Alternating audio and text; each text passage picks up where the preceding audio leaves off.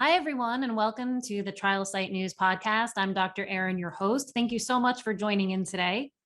So this podcast is going to be a little different than the ones I usually do. Usually the ones I do are video interviews, actually all of them, but this one is going to be audio only. And that is because my guest requested it. My guest today is a woman named Jenny. Jenny is a registered nurse. She worked as a nurse throughout the entire pandemic, but just recently she had to leave her job because she did not want to comply with the vaccine mandates. Now, I know that vaccine mandates, it's a really divisive issue. People feel strongly about it. People are really for it, against it. This is happening and people are fighting over this in the States, all over the world, really. No matter how you feel about vaccine mandates, it's true that many people are choosing to leave their jobs or being fired because they don't want to get the vaccine or they disagree with vaccine mandates. This includes qualified healthcare workers, those people who we called heroes, rightly so, who worked tirelessly throughout the entire pandemic. And now they can't go to work. They were fired. They left their job. Jenny is one of those people, and she wanted to share her story with us, and I wanted to give her the opportunity to do that.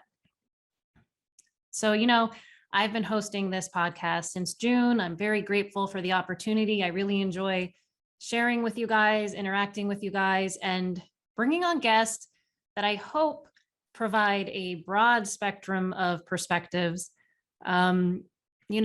Whether you agree with someone or you don't agree with someone, I think it's so important to allow people to share their stories, their ideas, ask questions, express dissent, particularly scientific dissent. I think allowing for that is an integral part of democracy. And one thing I never take for granted is the freedom to do that. The freedom to do that. Now, I also realize that sometimes different sites may not agree with a video, may take it down. We respect the rules of all of those places. And just so you know, Adrian, most of you guys know Adrian, he hosts the news channel on Trial Site. He also is the brains behind the YouTube channel. I think in the beginning, there was very few subscribers. Now we're almost at 100,000 subscribers, and that's all due to Adrian's hard work. And he's even gotten videos that were taken down, put back on to YouTube after explaining to them our perspective. That said, he's listened to you guys and went ahead and created a Rumble channel as well. So all of our content will be on Rumble for you to access and view, and also on the Trial Site News website itself. So definitely check those out, Rumble and trialsitenews.com. And that said, let's connect with Jenny and hear her story.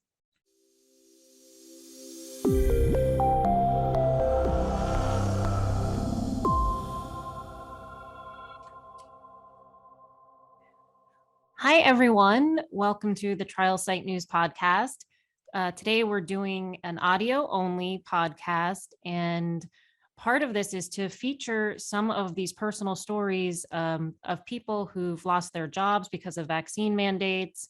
They've been terminated, fired, qualified healthcare workers, and across the industries. So today we have Jenny on the line, and she's going to share her story with us, and we're really grateful for that. So Jenny, thank you so much for joining us. Thank you. So my first question basically is, can you tell us a little bit about what your role is in healthcare and the type of work you've done during the pandemic? Sure. So I've been a registered nurse for 21 years. I did 17 in a local emergency room department. And I haven't done that for a couple of years, but during the pandemic, I worked at a inpatient drug and recovery center. And then I also went into the ER to do, I'm a forensic nurse examiner. So any sexual assault cases that come in, I respond and go to the ER to do evidence collection and work in there. So during the pandemic, I worked with the drug rehabilitation rehabilitation center, and then also sexual assault patients in the hospital. Thanks so much, Jenny, for that. So, what was your employer's COVID vaccine policy? What choices did you have? What choices didn't you have? So the one that I recently was terminated from, my other job just announced a mandate a few weeks ago, so that's still pending. The one that I was uh, recently terminated from, the hospital, they put out, I believe, the beginning of August, maybe late July, just mandating um, the vaccine. They did put that they would allow some religious exemptions to come through that you had to submit. I Mhm. did put in for a religious exemption. They did a follow-up where you were asked questions, basically like on a board panel, and interrogated a little bit as far as specific questions about your religion and why you didn't want to accept the vaccine. Um, and then you just received a letter that, if it was pretty much good enough, accept it, or if yours didn't count. So I unfortunately received a email that mine was not accepted, and that if I did not receive the vaccine by the following week, then I'd be terminated. So that's really interesting. So you actually had to like present your religious views. They sort of a panel dove into the specifics of your religious views. Yes, they did. And I did ask them, I asked, can you tell me who your equal employer opportunity Yeah. person is? Like, do you do this with all religions? I mean, I did have a concern that, who are they to say one religion is superior above another Right. religion? Right. Their, reasoning is valid. I said, I mean, you can do that across the board with anything, not even religion, like people's practices. Like, do you Right. interrogate them and ask them, when did you start thinking this way, or why? So um, Wow. there was a group of us nurses that were putting in for religious exemptions. Some of them did get approved, others didn't. And at the end, when we looked back, we compared openly with one another, like, hey, what, you were approved. What did yours say? Mhm. And we kind of came to the conclusion that everyone's reasoning was very similar, but some were just chosen. I don't know if it was a numbers thing or pulling out of a hat, but just some were chosen, some were not. Wow. Wow. That is that should be explored further. That doesn't seem right at all. Right. No. So you've been working through the pandemic, and thank you, you've been on the front line, and I know nurses run the hospital, they're the backbone of the hospital. um, what were some of the reasons for you not accepting the vaccine mandate, for choosing basically termination in a way over the vaccine mandates? Right. I had a few. I am very to each their own, not one, even with, even in the science of working in healthcare, like not one thing works for everybody. So I had my hesitancy about it. I am one that am pro vaccine. I mean, myself, along with my kids, are vaccinated. Um, the HPV vaccine came out, years ago, and my kids don't have that yet, just because I like to give it time. You don't know. I like, more research to be done and to know if there is side effects. So with that saying, with this coming out, I didn't feel comfortable putting something in my body um, that hasn't been had the time to test, to see results, to see any long-term effects. Okay. Okay. I also am recovering. I got COVID from working there just this past spring. So I'm fully recovered from that. And I do strongly believe in my natural immunity. But that wasn't even an option for them. And then in religious base also is, some of the ways that they test this new vaccine doesn't align with um, the teachings from my religion. So that was my concern also. And I was to a point where I'm like, I'm not going to bend on my beliefs, my core values, just to just to keep my job. Thank you for sharing your reasons with us. Um, I was thinking, I've been talking to a lot of people about natural immunity. You know, in some different countries, they actually do accept like proof of immunity. And a lot of the surveys I've read recently, a lot of vaccine hesitancy kind of like centers around this idea that people are just not acknowledging natural immunity, and you know these new studies coming out and not even allowing people to show proof of immunity, which might be a past COVID test, or a past positive COVID test, or antibody titers. Um, so they don't really leave a lot of options open. I absolutely hear you on that. You mentioned other people that you worked with were trying to get religious exemptions. So how many, in your opinion, what is the extent of this issue? Were there a lot of nurses, fellow nurses, or healthcare workers who felt the same way you did? Oh yes, I mean there were hundreds. The hospital actually came out with an article a couple weeks later and said that I think they tallied the number that it was like 12 part-time nurses, which is not accurate, that they actually let go. Um, the numbers were much higher than that put in for the exemption, and the numbers that they actually terminated were much higher than 12. Interesting. And have you or your other healthcare workers who have been let go, have you experienced backlash, or do you feel like you're being supported? So as far as the hospital where we were terminated, as far as just getting answers, because I did reach back out to the lady that interviewed me for the follow-up questions. Um, and I told her, like, out of, partly frustration and concern, I said, when we were talking, I said, you even said several times, like, wow, it seems like your religion, your faith has been a part of your whole life. Um, and that's when I asked, I said, who do I speak to? Like, who, can I fight this? Who do I, and you don't get answers like and we've noticed that where when you asked for, hey, can I have a termination letter, something in writing, um, you get the runaround. So as far as my other job that just now mandated it, um, now they have come out, it's not guaranteed, but they have come out and said that, if you have had COVID in the past, that they would look into that and possibly accept it. I did work last week, and my assignment was moved because of a fellow nurse that didn't feel safe working with unvaccinated nurses. Um, so I feel, discrimination there where they'll cater to the one nurse because they don't feel comfortable working with me. But then we worked together for the past 2 years in this pandemic. We're taking care of patients that are unvaccinated. I treat my patient, whether they're vaccinated or unvaccinated, the same. So there is some discrimination there and some stuff going on. Even some of the fellow Mm, nurses that did receive their religious exemption at the hospital feel like there's a target on their back now. Like, okay, I feel like if anything comes up, I'm going to be the first to go. hmm. Interesting. It's sort of like a hostile working environment, um, which is crazy because you guys, I mean, you're all heroes. You're all on the front line, and now it's sort of creating this war.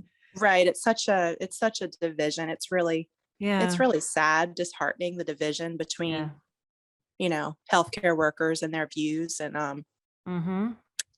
but I mean, people that work in healthcare, we deal with that all the time. Like, you have patients that come in that you recommend, this treatment or protocol, and they don't follow it. I mean, we deal with that all the time. So for them now to Mm, be a strong division among ourselves when we should be, you know, bonding together and standing up together in support of each other. yeah, Um, like, yeah, why all this sudden, you know? yeah. You mentioned staff shortages, or the numbers might be higher than the hospitals are um, telling us. Do you think these mandates will impact patient care based on the healthcare workers who chose to be let go or who have been terminated? Um, I mean, it definitely is. I'm in contact. I live in an area where we have several cities around us, different state. It's kind of like a tri-state area. And first I'm in contact with nurse friends that work in all those different hospitals. And I'm asking them, like, hey, like, are you truly seeing the hospitals overflowed with COVID patients. And 100% of the time they're coming back and they're like, no, that we're having to shut down different wards and different beds because of the nurse shortage. And then I spoke with my friend that, did get the religious exemption, who's working. She doesn't work in a certain department, but they're going to pool her to work in the ICU. And she's not an ICU nurse, to where they feel like, our license are on the line. They're having us take care of patients that we're not trained to take care of. And then, Right, the right. wait time in ERs and the hospitals just overflowing because of the staff shortage is what it comes down to. And it's the honest truth. Right, right. And I don't know what the right answer is here. It doesn't seem right though to lose qualified healthcare workers who know what they're doing, who have been trained to do their job during a pandemic that's unpredictable. Right. I mean, for something that's such a huge pandemic, and something that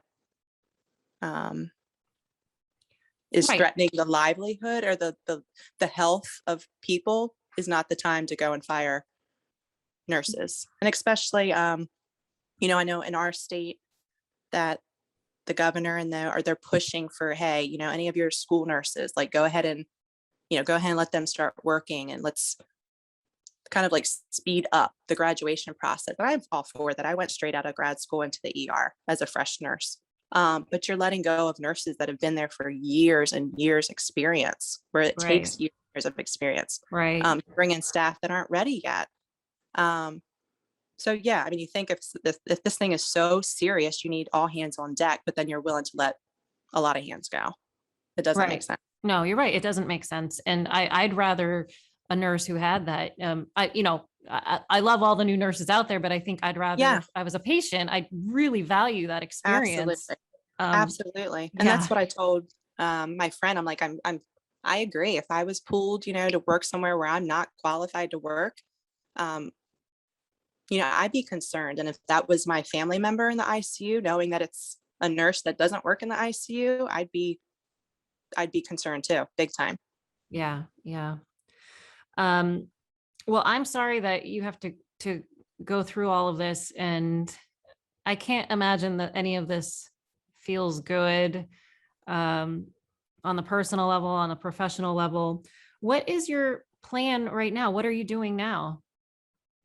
Well, I have a couple. I work at like 3 different nursing jobs, so I still have my one. The other one's kind of in the hands of them. I'll know next month actually if I still have that job. But I'm looking.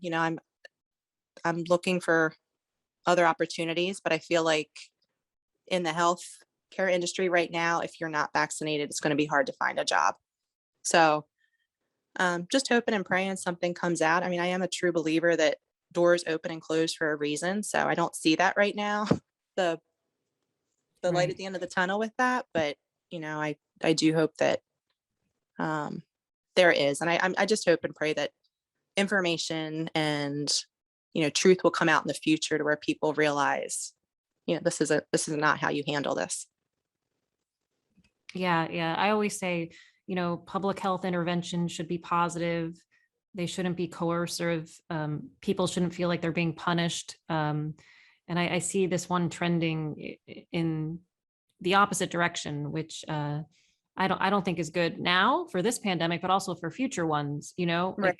Because people are watching what leaders are doing, and right now it just feels like a very hostile environment, and I don't think that's good for anyone. But Jenny, thank you so much for coming on the podcast and sharing your story. I don't know what the right answer is, but I really appreciate hearing from you and hearing your perspective. And I wish you all the luck, and getting back to doing what you love and what you're good at. Thank you. I appreciate it. Absolutely. All right, keep us posted. Will do. Thank you. Sure. Bye-bye. Thanks so much, guys, for joining in. A special thank you to Jenny for sharing her story with us.